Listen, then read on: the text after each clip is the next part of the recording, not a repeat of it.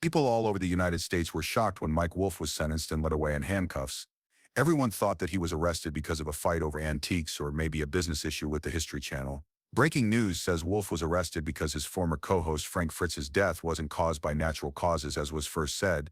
Instead, detectives now say it was murder with intent. According to medical accounts, Fritz was found with levels of drugs in his body that could have killed him. He was intentionally overdosed. And Wolfe was charged with murder because it was planned and not a mistake. It's hard to understand why you would drug a former business partner who trusted you fully. Some might even say it's bad. Many fans thought the fight between the two picks was just for TV ratings, but Wolfe was already in jail and facing serious charges for what prosecutors called a murder done out of jealousy and greed. However, there were reports on social media that Wolfe's charges were temporarily lowered while investigators gathered more proof. In another post, it was said that Wolfe was first caught after an American Pickers crew member put him up at Fritz's house when he died. The Iowa State Police did a full investigation and found strong proof against Wolfe, such as his fingerprints on medicine bottles and strange text messages sent to Fritz. This led them to push for first-degree murder charges. There were problems with Frank Fritz's toxicology results, which led to the start of the investigation into his death.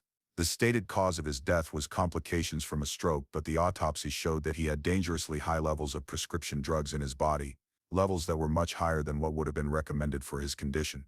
This raised red flags right away, especially since Fritz had been very good about taking his medicine as prescribed while he was recovering.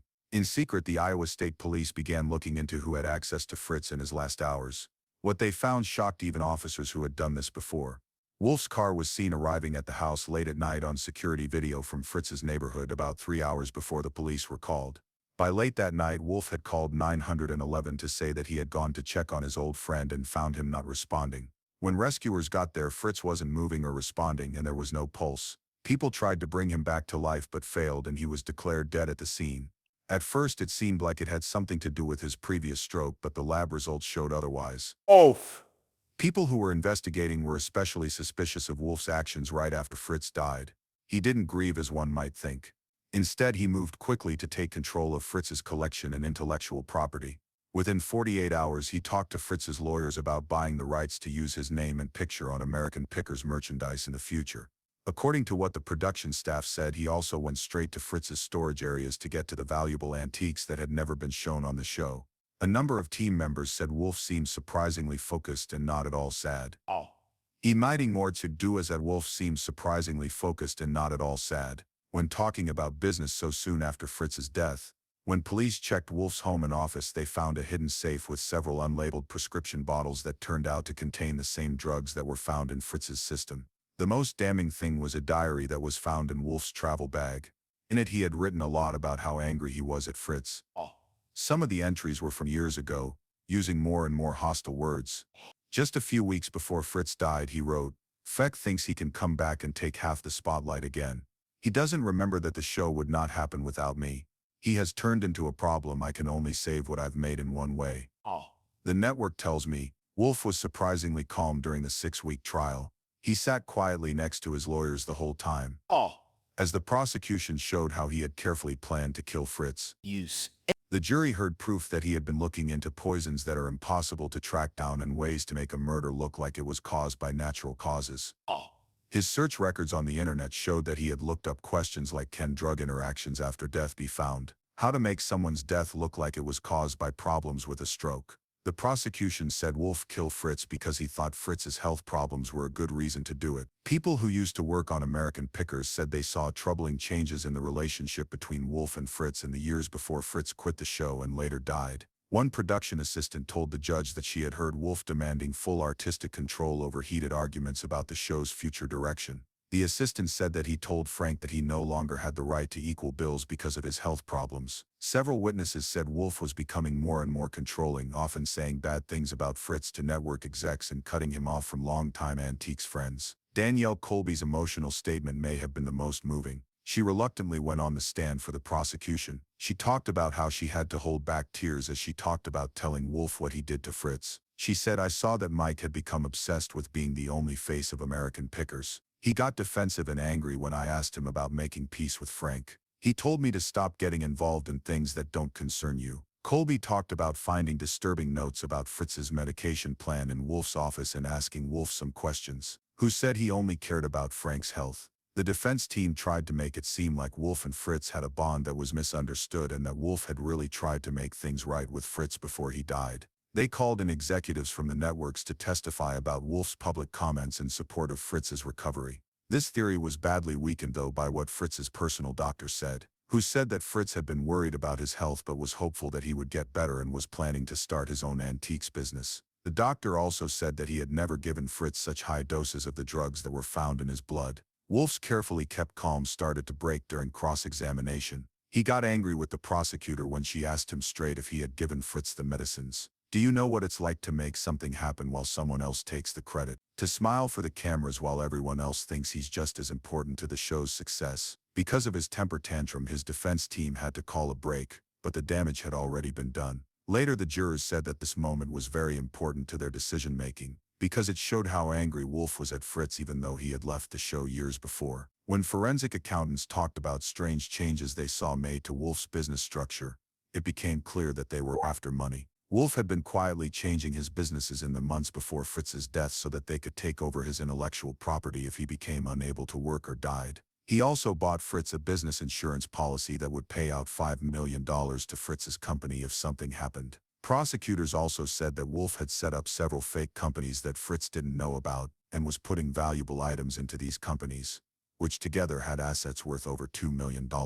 The jury only talked about the case for 4 hours before returning with a guilty decision. When the judge said he would be locked up for life without the chance of release, everything went horribly wrong. Wolfe, who had kept a calm attitude during the whole trial, jumped up and started screaming. "You don't get it. He was going to make everything worse. He was going to ruin my reputation." He charged across the defense table and knocked over water cups and legal pads. The bailiffs ran after him, but he was already swinging wildly towards Fritz's family before they could stop him. There were screams and pushes for the exits from the hall. As Wolfe got away again, he grabbed an old walking stick that had been brought in as proof and swung it around like a weapon, hitting one of the bailiffs in the shoulder. "The American Pickers was my work." His screams went up as 3 more police officers knocked him to the ground. "It was my life's work." As police tried to restrain Wolfe, he continued to fight fiercely, kicking and screaming about betrayal. The judge was taken out of the courtroom. When Wolfe tried to attack Fritz's sister, who was at the punishment, security had to walk her out of the room.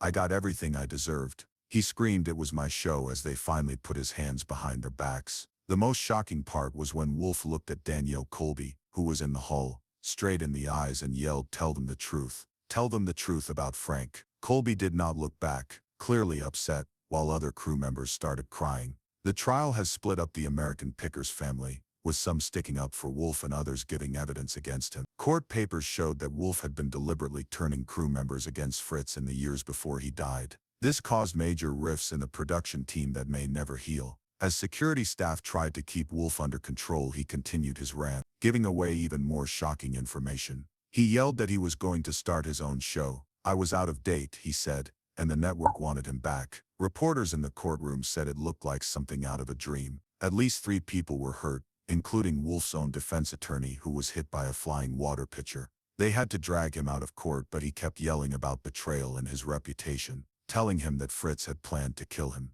Later, lawyers said that his violent outburst pretty much ruined any chance of an appeal because it went against his defense team's case that he was just a misunderstood businessman who wasn't violent. Wolfe's old friends and co-workers came forward with stories about him in the days after his meltdown in court that shed new light on his character. Thomas Reynolds, who used to create American Pickers, said that Wolfe would get very angry behind the scenes when things didn't go his way. Reynolds said that he kept up this perfect friendly picture on camera, but when he wasn't on TV he could be scary, especially for new employees. His whole mood would change when the cameras quit rolling. Others said that he was becoming more and more anxious over the past few years, sure that Frits was planning to come back to TV with a different show. It's shocking everyone who works in reality TV about this case. Millions of people around the world watched American Pickers, but the show's future is now unclear. The History Channel took down all of Wolfe's shows and said they were shocked and sorry for Fritz's family's loss. Some big companies have pulled their support, and it's still not clear what will happen with the show. Fritz's family has asked to take control of his antique collection and intellectual property.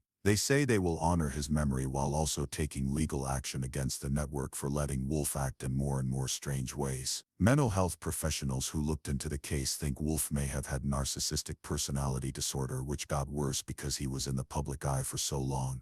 A forensic psychologist who watched the trial, Dr. Robert Keller, said that this doesn't excuse what he did, but it does help explain why his public behavior and private behavior were so different. People who are narcissistic may seem calm and charming, but they may be holding a grudge and planning payback. Fritz's leaving the show would have been a selfish wound that would have lasted for years. What might be the most upsetting thing about Wolfe is how he used his fame as a TV figure to change how people saw him. In the weeks after Fritz's death, he went on social media and sadly said that he had died because of complications from his stroke. He also used the time to talk about special products that would be made in Fritz's honor. This was not just murder, prosecutor Sarah Donovan said at the end of her case. This lie was planned ahead of time. Millions of viewers trusted a man who had killed his ex-partner and was taking advantage of their sadness to get rich. Investigators found that more than $1 million had been raised in the weeks after Fritz's death. A lot of this money had been sent to accounts that only Wolfe could access. As Mike Wolfe starts his life sentence, his former fans and watchers are left to figure out how to reconcile the public image of a passionate antiques collector with the reality of a man who can kill and get violent in court. Many people have said they feel betrayed not only by Wolfe's deeds but also by the years of lies. Robert Jenkins, who has watched American Pickers for a long time, said, "We let him into our homes every week. We believed in his down-to-earth charm and desire to protect things. It's terrible to find out it was all a lie."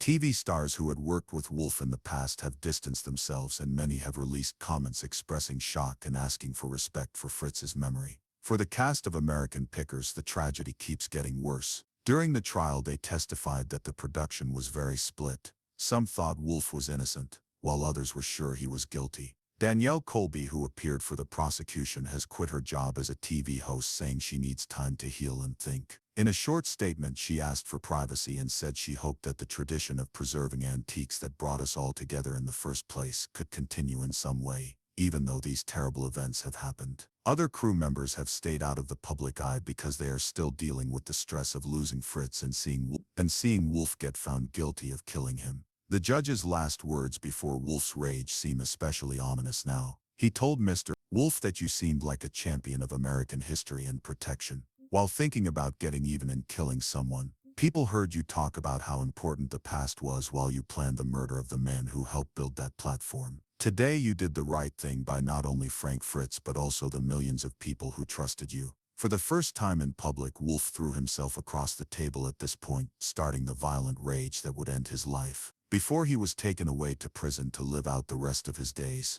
"Goodbye forever to all of you," were Mike Wolfe's last words to the audience as the prison doors closed on him. One day the truth will be told. It's still not clear whether these were the last desperate cries of a man facing punishment, or the final tricks of a skilled performer. There is no doubt that reality TV and American Pickers will never be the same again. The show's history, which used to be about history and Americana, will always be tainted by murder, betrayal, and a courtroom outburst that showed the darkness behind one man's public face, foxy charm, and love of the past.